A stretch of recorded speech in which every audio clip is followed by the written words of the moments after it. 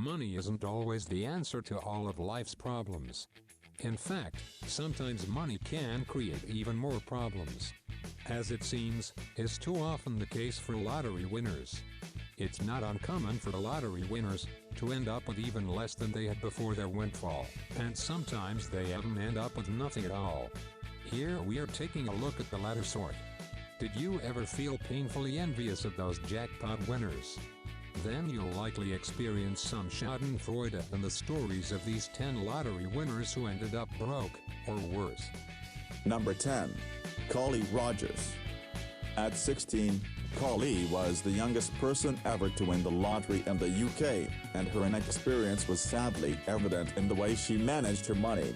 Today she has nowhere near the £1.9 million she was awarded in 2003, when she was just 16 years old. She blew the money on plastic surgery, drugs and parties. Now 28, Rogers says she is much happier, and is studying nursing. Her wealth drove her to despair, she has since reported. And at her lowest point, she even attempted suicide.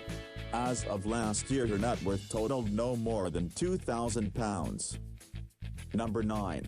Lisa Arkand won $1 million in 2003, certainly not the biggest windfall, but enough to change a responsible person's life for the better. She used the money to buy things most lotto winners buy, like a house and some vacations, but she also used it to jumpstart her business dream of opening her own restaurant. Opening a really successful restaurant is almost as unlikely as winning the lottery, however, and her seafood shop went belly up after she fell behind on her bills. 8. Lou Eisenberg. When Eisenberg won $5 million back in 1981, it was the biggest lottery payout at the time. He went from making $250 a week changing light bulbs to being a multimillionaire overnight. Today he's making about $250 a week again through his pension and Social Security. He's also living in a trailer. Where did all his money go? Well, he spent a lot, but the real reason he went from rich to broke is a string of failed marriages and divorce settlements. His days at the track betting didn't help either. 7. Laura and Robert Griffith. Everything seemed to go wrong for this couple after they won £1.8 million in the lottery. It wasn't just their bank accounts that were in shambles, their marriage was in shambles, too. The couple bought a fancy new house, but that ended up being gutted by a fire. Laura bought designer handbags and Robert blew money on a Porsche. Then one day Robert's Porsche was missing and he was gone too. He had left his wife after she accused him of infidelity. He now, reportedly, has £7 to his name and is taking handouts from his parents. 6. Sharon Tyrabassi. After winning more than $10 million, Tyrabassi is back renting a home and working part-time to support her kids. Now she lives paycheck to paycheck. She grew up moving from shelter to shelter, so Tyrabassi wasn't accustomed to having such a large sum of money, and she mismanaged it spectacularly. One of her more frivolous purchases was a decked-out Cadillac Escalade, complete with turntables and subwoofers, which reportedly cost more than $200,000. 5. Suzanne Mullins. In 1993, Mullins won, winning $4.2 million. 11 years earlier, Virginia resident Suzanne Mullins was not only broke but badly in debt. She owed more than $150,000 to a Florida company that gave her a loan by using her future winnings as collateral. At the time of her win, the law prevented her from collecting a lump sum payment on her winnings. Tragically, too, her son fell sick and she had $1 million in medical bills. 4. Willie Hurt.